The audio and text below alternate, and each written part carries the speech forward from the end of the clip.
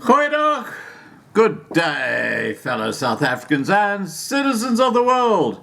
And I'm going to have a bit of a rant, okay? Just get over it. I'm going to have a rant, and it's about the banks and the banking system around the world, not just South Africa. You know, a couple of years ago in Australia, the banks were sued billions of dollars. In fact, the government made them repay billions of dollars of illegally collected fees in Australia. They charge people for nothing. I mean, the banking system is it makes Scrooge look like Father Christmas, if you know what I'm talking about.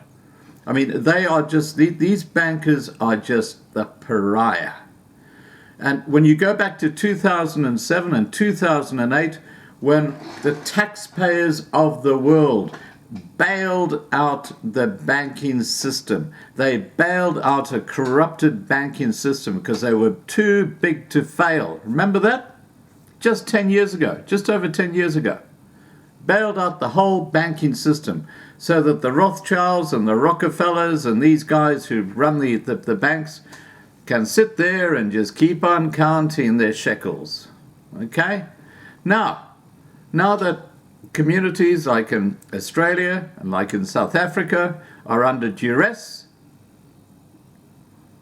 do you think they're going to return the favor? Forget it. No such luck. These guys, as I said before, are just they are so incredibly the words fail me when they go to the world hereafter. They're going to be in the pits of hell, burning the rest of their lives. That's what's going to happen to them for what they do to communities and to people. Now, here you have a situation. This is the duplicity of the whole thing, okay? What I'm going to show you in a second is how the banks are pleading to the ANC government to be helped to cover defaulted loans, people who can't pay their loans, to the amount of 200 billion rand. But if you're someone who owes them money, they'll come after your property, foreclose it just like that, a drop of a hat. There's the two sides of the coin. This is your banking system. Let me tell you some more. Standard Bank said first quarter net income declined 27% after Africa's largest lender prepared for a surge in loan defaults as measures to contain the coronavirus batter business and personal incomes alike. Credit impairment charges for the 3 months through March were significantly higher than in the prior year, the Johannesburg-based company said in a statement on Wednesday. They said the increase was driven by deterioration in both the portfolio performance and the forward-looking assumptions used in the modeling of expected credit losses. South Africa, Standard Bank's biggest market, is in the process of a strict 5-week shutdown that has brought the economy to a halt. Policymakers have cut interest rates by 225 basis points this year to mitigate a recession, while Standard Bank and its peers agreed to lower fees and help customers caught in the virus fallout. Well, they agreed to lower fees. Wacky, do. These guys are... Scrooge. Move aside, Scrooge. You got a lot to learn when it comes to the banking system. But this is where it gets ridiculous. President Cyril Ramaphosa on Tuesday unveiled a 500 billion rand or $26 billion package to shore up the economy. This is the cracker. This is the cracker, of which 200 billion rand will be allocated to a loan guarantee program for banks. So the taxpayer is now being shafted by 200 billion rand to help the banks ensure that loans are repaid. 200 billion rand. That's 40% of the entire package. Now, this is money that is going to ultra-wealthy people who don't need it, and yet that's what South Africa is doing. That 200 billion rand could save lives. You know, you talk about a lockdown to save lives because of the coronavirus. That 200 billion rand, middle finger to the banks, they can go and pog my on.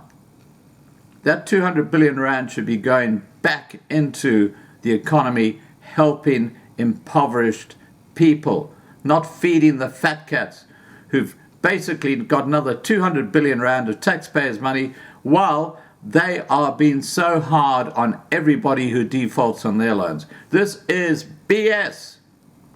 This is the banking system. It is absolutely disgusting. Anyway, Standard Bank said, it is worth noting that by the 31st of March 2020, the COVID-19 related stress on individuals and businesses had, to a large extent, not emerged yet, and the provisions raised were based on our best estimates at the time. Well, quite honestly, Ramaphosa's effed up again. That 200 billion rand should, as I said, be kept away from the banks who are just bloodsuckers and should be given to the community. Standard Bank stock fell as much as 5.9% at the start of Johannesburg trading, the biggest decliner in the 5-member FTSE JSE Africa Banks Index. Standard Bank's profit also took a hit after a 40% stake in London-based ICBC Standard Bank suffered a small loss, while earnings from its 20% holding in ICBC's Argentina unit weren't included. The performance of its South African insurance business, Liberty, was also affected by volatility in the equity markets. While the company had fairly robust loan growth in the past 3 months of the year, lower interest rates weighed on margins. Operating expenses were well managed and revenue growth outpaced costs. So what the hell is the Ramaphosa government doing, putting 40% of that 500 billion rand bailout into saving the banks in South Africa? What about saving lives in South Africa? Isn't that the whole idea behind the lockdown? You've completely lost the plot, Ramaphosa. Oh, but then I forgot. Oh, sorry guys, I forgot this. Oh, let me just add here. One of the major shareholders in Standard Bank is, guess who? Cyril Ramaphosa. Bingo! I get the connection now. Alright guys, please remember to subscribe to be kept informed. Ring the bell for the updates. Please like this video, please share this video, and above all, please stay safe.